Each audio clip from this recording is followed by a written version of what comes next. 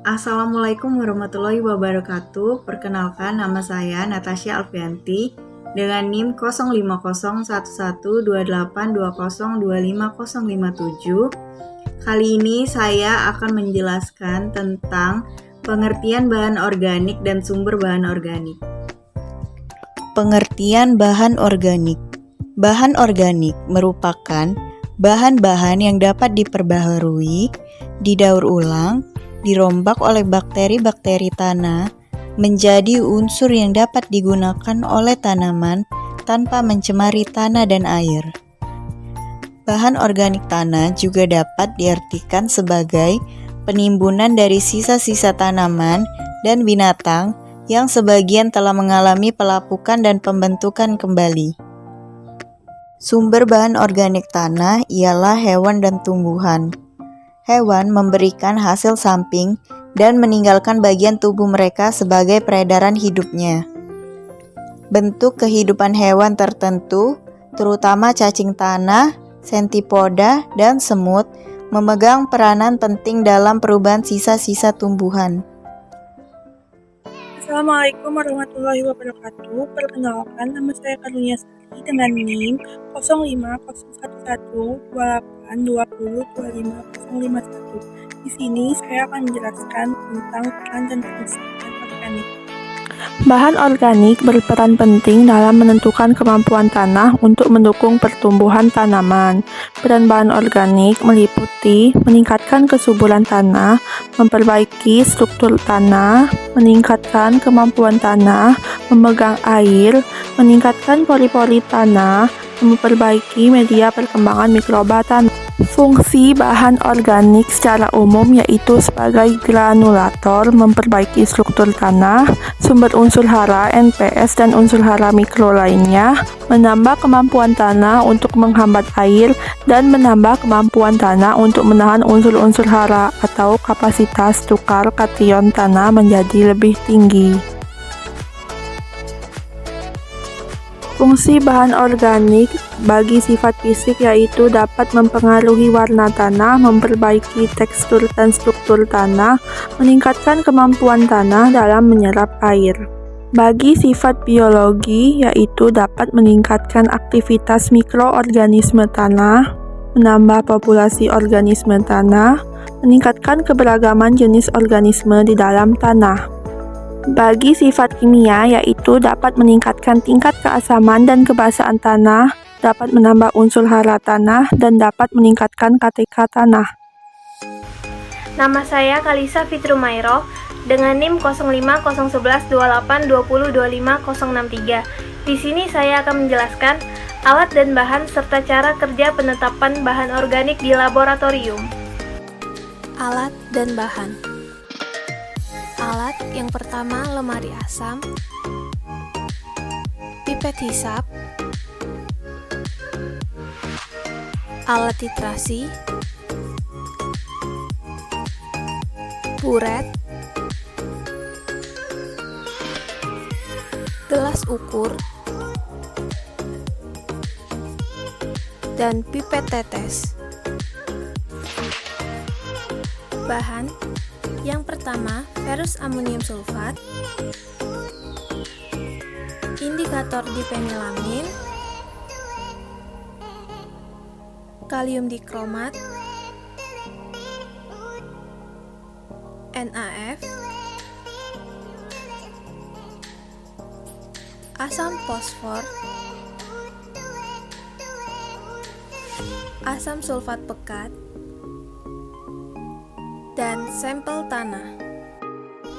Cara kerja yang pertama yaitu timbang sampel tanah seberat 0,5 gram di neraca analitik. Lalu, setelah ditimbang, masukkan sampel tanah tersebut ke dalam Erlenmeyer 250 ml.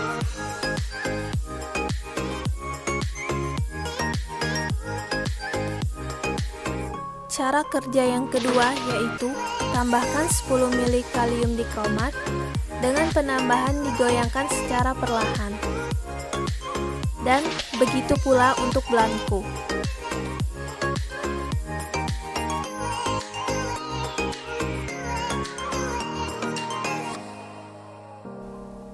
Cara kerja yang ketiga yaitu tambahkan 10 ml asam sulfat pekat di dalam lemari asam dengan menggunakan sarung tangan lateks. Kemudian, masukkan asam sulfat dan digoyangkan secara mendatar dan memutar. Lalu, diamkan larutan selama 30 menit sampai dingin. Cara kerja yang keempat yaitu setelah larutan tanah dingin, tambahkan 100 ml Aquades,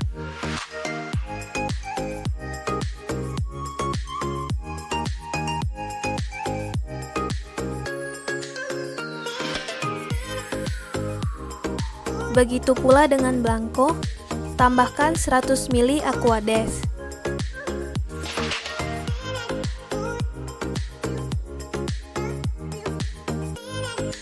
Kemudian, tambahkan 5 ml asam fosfor dengan menggunakan pipet hisap dan 2,5 ml natrium klorida. Kemudian, tambahkan indikator dipenilamin sebanyak 10 tetes menggunakan pipet tetes.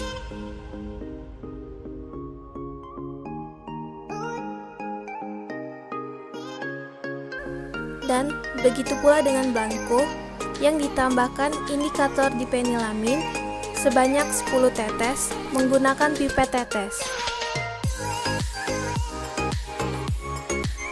Cara kerja yang kelima yaitu titrasi menggunakan ferrous sulfat atau FeSO4 sampai berwarna hijau berlian dengan memasukkan magnetic vira terlebih dahulu.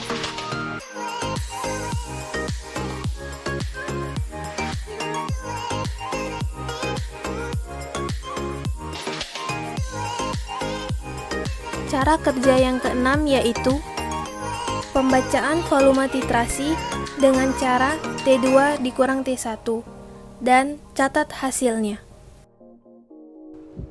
Oke, baiklah, perkenalkan nama saya Meli Hardika dengan NIM 05011282025061. Di sini saya akan menjelaskan tentang contoh perhitungan dari persentase bahan organik tanah dengan metode Walkley and Black. Berikut penjelasannya. Oke, setelah kita melakukan analisis di laboratorium, langkah selanjutnya kita menghitung persentase C organik dan bahan organik dari sampel yang telah diuji. Untuk mendapatkan nilai persentase C organik dengan metode Walkley and Black, jumlah titrasi FeSO4 atau ferrous sulfat perlu dimasukkan ke dalam suatu persamaan. Persamaan untuk menghitung persentase C organik pada tanah dan pupuk itu berbeda. Berikut penjelasannya. Rumus C organik tanah adalah sebagai berikut, di mana mililiter blanco diperoleh dari jumlah titrasi dari blanco. Blanco itu sendiri merupakan larutan yang terdiri dari kalium dikromat dan H2SO4 tanpa adanya bahan sampel uji yang ditambahkan.